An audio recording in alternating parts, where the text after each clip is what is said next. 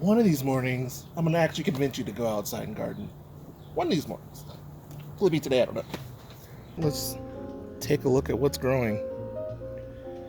All these leaves that are falling. This is all compost. This is what I'm gonna be adding to a lot of my pots.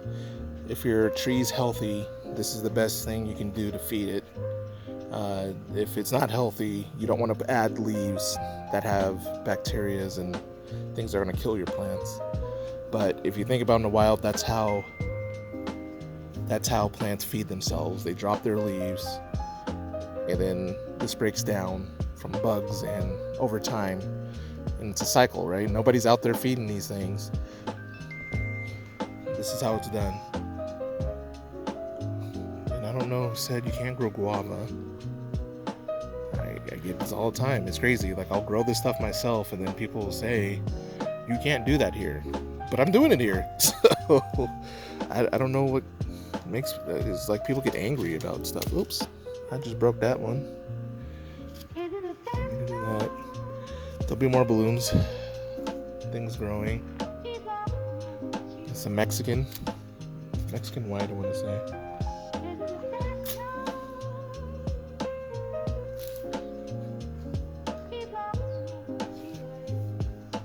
Sometimes I'll come through here and I'll pinch the tips. Want to get some other growth.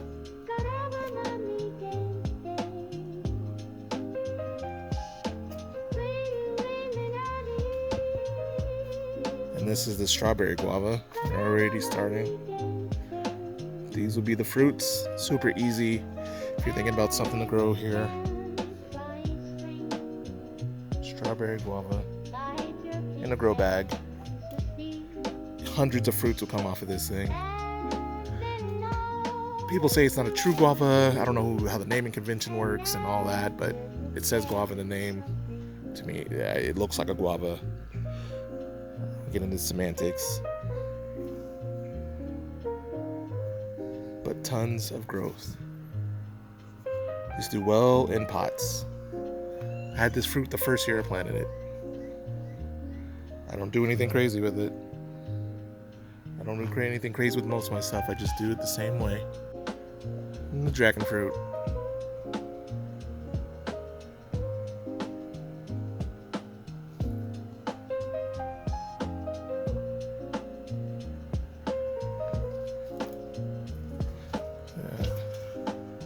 Mangoes growing.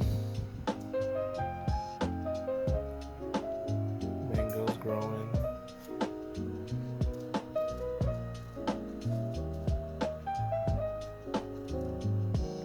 And this is what we call is a microclimate, right? You have plants on top of plants. What I'm doing is on the outside layers surrounding all of these plants that are the ones that need protection are on the inside. The ones that can handle full heat are on the outside. So surrounded by citrus and guavas and dragon fruit. Sun rises on that side, sets on this side. So these things can handle the mangoes, avocados, things like that, handle the morning sun, and then by the time it hits here in the summer, I can, it's getting protected by these guys, and eventually it's gonna hit my house and this whole area will be shaded by the time it's, 3 o'clock, 4 o'clock. But for the most part, these are getting protected from the outside with some dappled light that's gonna come through at about, I'd say about 12 or so. They're getting that morning sun. Somewhere between 11 and 12. After that, it's getting dappled and protected by some of these other things that are going to grow. This is a guava as well. This is already starting to grow. It's going to grow a whole lot more, and it's going to protect that side. This side gets the most exposure to sun because the sun's going to slowly shift. The sun will slowly shift. It goes kind of like north to south. It goes from east to west, of course, but as the planet rotates, the sun is hitting on a different area. Eventually, everything that's over here is going to get sun in the summer. In the winter, it's more of this side that the sun goes on.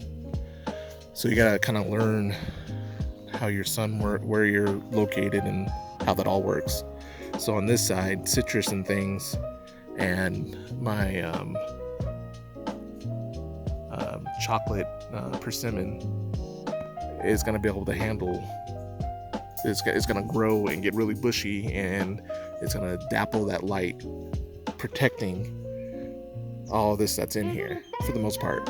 Worst case scenario, if I really needed to, I could put sunshade up. Right, this is how I protect things in the winter. It works for the summer as well. Grapes are going to start growing and covering a lot of this, and then I can go through and snip what I want and do all that. But grapes are profuse. Now that I have it in ground, the idea is to get it to grow over all this, and then I can train it to come off this way and give more protection. So, and then I have pineapple guava kind of in the middle. So I have pots on this side, and then right there is the pineapple guava pot, and then the avocado, got a mango right there, some more avocados, and so on and so forth. Have it kind of spread out a little bit, different types of plants. Microclimate, so it does stay a little bit cooler. It gets a little bit more humidity. We have the pots on the ground. Some of the water will collect there as it drains, and then it provides a little bit of humidity, right? And then so it's hitting the leaves and it's stopping because you have a microclimate. So this temperature in here is a lot different than the temperature elsewhere. And then of course you got to whitewash. I got to come through here. I'm gonna have to do all this before it gets really hot. Mangoes and avocados take a while to get the brown bark like this. I gotta cut this off because this is probably, it fruits and then some of it dies off.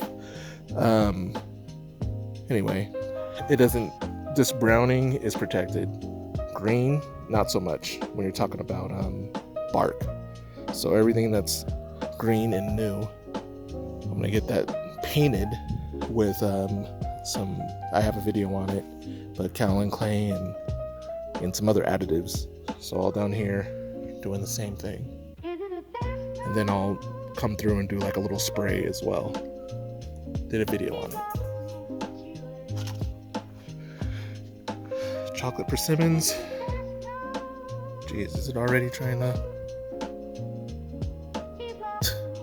It's crazy. I just replanted this. I potted it. It's a tree that goes dormant. So you wanna, if you're moving anything, you wanna do it while it's dormant. I kind of don't want it to fruit already.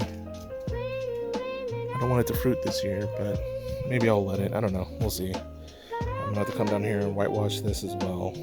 I like to keep things protected. Kaolin clay as well as latex. Gotta get this protected too. Definitely the trunks and things. This is blood orange. It's already trying to fruit. Bees are flying around, pollinating everything as we speak.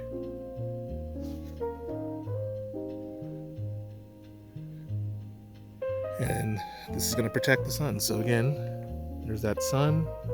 It's going to come through on this side. This is going to grow and protect this entire area. That's what it looks like after I water. I'm not overwatering, and this is just going to get absorbed back in there as the day goes on. Pineapple guava out here.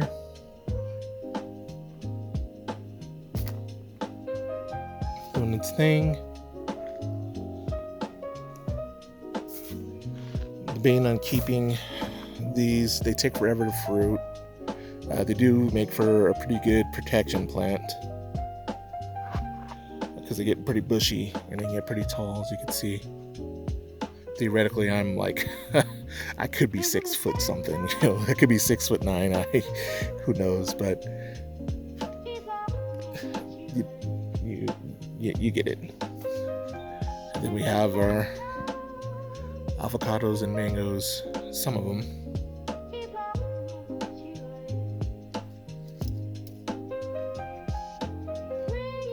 see, getting buds. I'm gonna let these things try to fruit this year, see what happens. Bananas in a pot. I just took a bunch out of this guy. It's waiting to get some sun.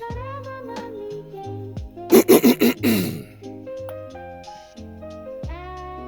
yeah, this is what a mango looks like when it's gonna bloom.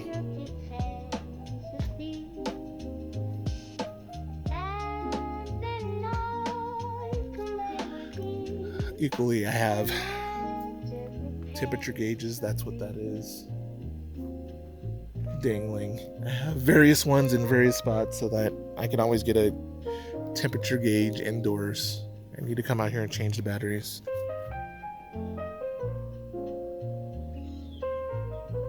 Microclimate. Look, there's a dragon fruit. This fell off somewhere and just decided to grow in here. I think that's an avocado, or is that a mango? I forget. Growing fruit in the seed and just let it water through.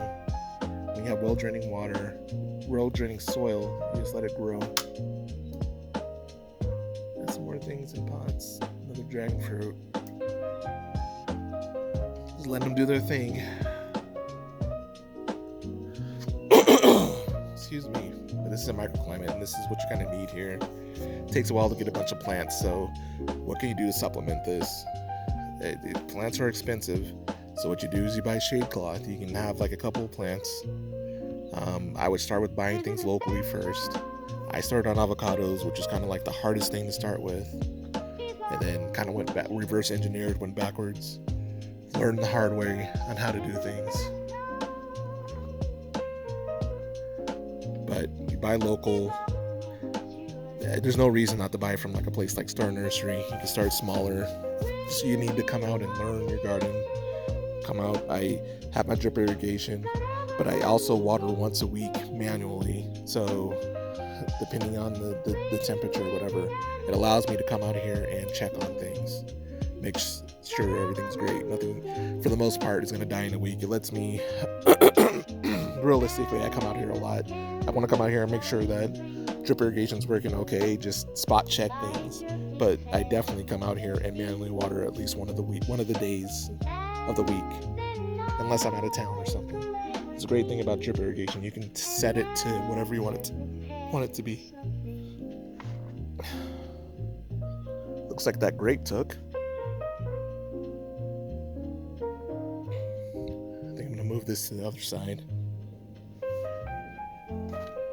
And this is gonna grow throughout all this. I need to get this locked down because that side broke. But we'll get that figured out.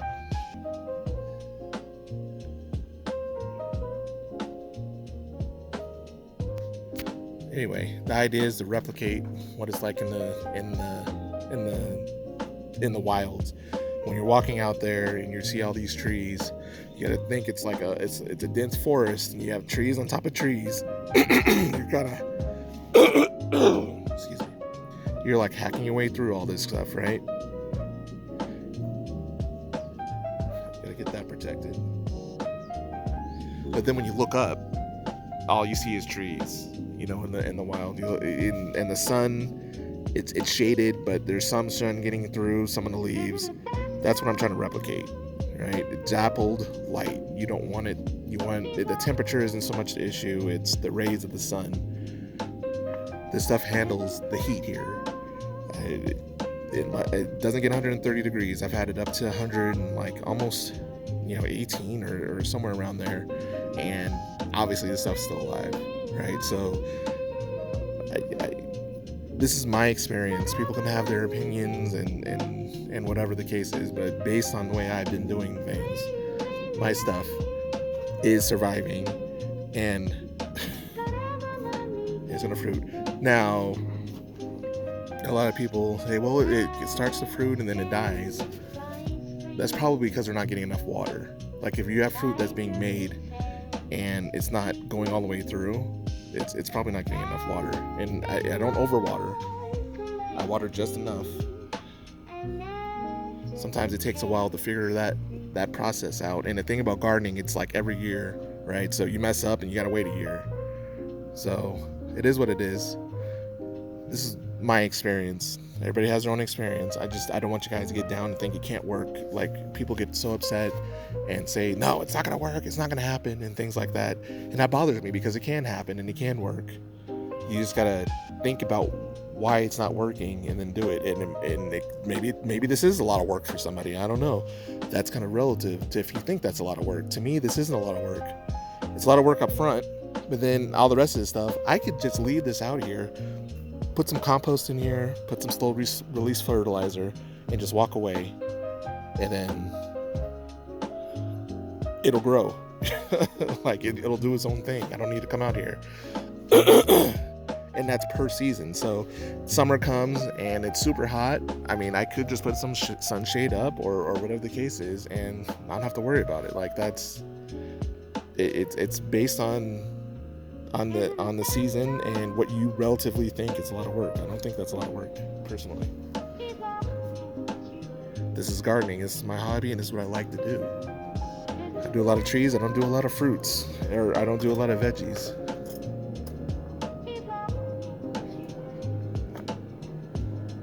Getting that taken care of. Oh, look. Oh, look. Yeah, passion fruit. Take those inside. Let's go look at the other tropicals, though. So I decided to get this one out here. Some Mexicola. Wasn't getting a lot of light. It was in a really protected place. So the sun rises in the east, it sets in the west. So this is it's east facing, but the sun will go over it on the west. I gotta take down these lights now that I have all these leaves. Or maybe I'll just leave it. But I have it in a grow pot. If you watch my other video, I planted this guy. And we're just gonna wait and see what happens. Peaches are already going crazy. Gonna have cherries, blueberries. Yeah, we're just gonna watch this and see what happens. If this does well, I think I'm gonna put my gem over here as well. 2 avocados on this side. This side is the shaded area. Realistically, all my tropicals should have been on this side, but it is what it is. Sometimes it takes time to figure out the way you want to do things, and hopefully you'll learn by what I've done and come up with your own conclusions.